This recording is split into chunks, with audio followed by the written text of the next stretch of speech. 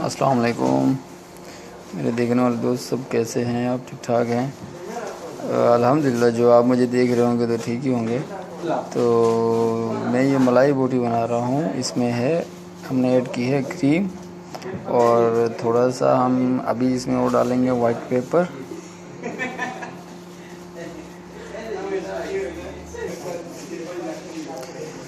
White paper के बाद फिर हम डालेंगे थोड़ा सा इसमें हल्का सा नमक।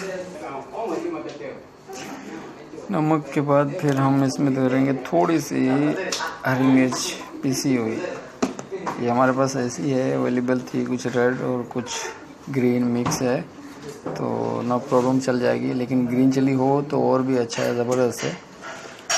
उसके बाद हम इसमें डालेंगे हल्का सा मायोनीज ऐड करेंगे।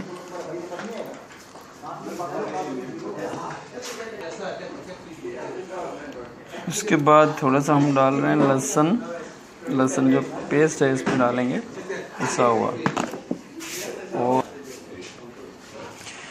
और हल्का सा बस इसमें हम डालेंगे खाली ऑयल। इसके बाद ये हो गया हमारा कंप्लीट। हम अब इसको मिक्स करेंगे अच्छे तरीके से। मिक्स करने के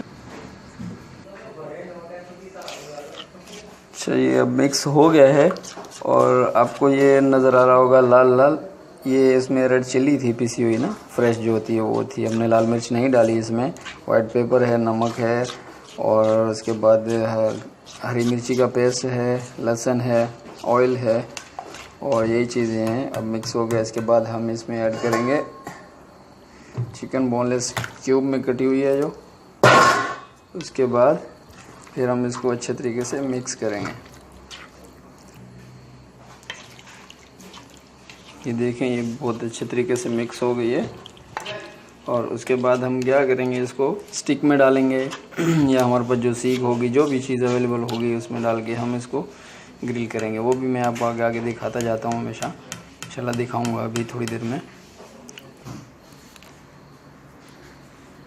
अभी ये देखें आप, ऐसे करके हमने इसमें डालना है स्टिक में, जो हमारे पास अवेलेबल है। हम इसको स्टिक में डाल के भरेंगे इस तरीके से, ऐसे। आप जितनी भी बड़ी हो उस तरीके से आप इसमें भर सकते हैं, डाल सकते हैं उसमें। कम हो, ज़्यादा हो, बड़ी हो, बड़ी स्टिक हो जैसे ग्रिल में करने वाली होती हैं तो और भी अच्छा है। हम इसको आपको दिखाने के लिए बस इसमें 4 से 5 पीस लगाएंगे। बाकी जो होगा फिर हम बाद में बना के खाएंगे, आपके सामने नहीं। तो फिलहाल ये अभी हमारे 5 पीस हो गए इस तरीके से। ये देखो, ये स्टिक हो गई। फिर हम इसको अभी ग्रिल करते हैं। अच्छा, ये देखें जी, हम इसमें ग्रिल करने के लिए रख रहे हैं। 1 पीस ही है। और ये देखें, इसके नीचे बिल्कुल स्लो आग होनी चाहिए, हल्की आग होनी चाहिए, ताकि ये फिर कहीं जले ना। वाइट होती है तो काली ना हो। अब ये देखें, इसको बदली चेंज करेंगे हम। इसकी साइड नीचे वाली ऊपर करेंगे ताकि थोड़ा सा नीचे से भी हो जाए। देखिए कितना अच्छा बेहतरीन होती जा रही है ये। जैसे और थोड़ी सी पकती जाएगी, ग्रिल करते जाएंगे हम इसको, तो इसका कलर जो है ना बहुत खूबसूरत आना शुरू हो जाएगा। अब थोड़ा सा ये भी हो गया है तो हम इसको और भी चेंज कर देते हैं। देखो, यहाँ से भी हल्की हल्की हो गई है, तो हम ये साइड जो नहीं हुई है इसकी वो नीचे रख देते हैं ताकि वो भी हो जाए हल्की सी। फिर उसके बाद इसको चेंज करते रहेंगे। अब नीचे से ये भी हो गई होगी, अब इसको हम चेंज कर देते हैं। देखें, ये कलर भी हो गया है। ये साइड नीचे रख देते हैं तो ये भी थोड़ी सी और हो जाएगी। तो जैसे ये रेडी हो जाएगी आपको पता चल जाएगा।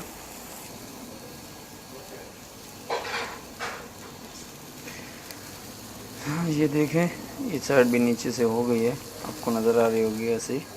नहीं तो यहाँ पे देख लें आपको कितनी अच्छी कलर हो गया इसका। तो मज़ीद और भी आप इसको करें तो कर सकते हैं, लेकिन मेरे हिसाब से यहाँ पे अगर ऐसे ठीक रहेगा, क्योंकि ये अच्छी जूसी है।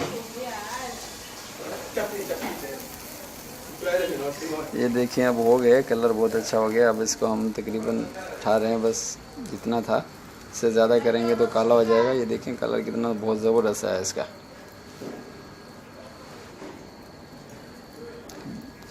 इसको प्लेट में डाल देते हैं। हाँ, ये रेडी हो चुकी है। अब ये चटनी हम इसमें एक डाल रहे हैं। मैं बना के रखी हुई थी। ये भी किसी दिन आपको इंशाल्लाह नेक्स्ट टाइम ट्राई करके बताएंगे।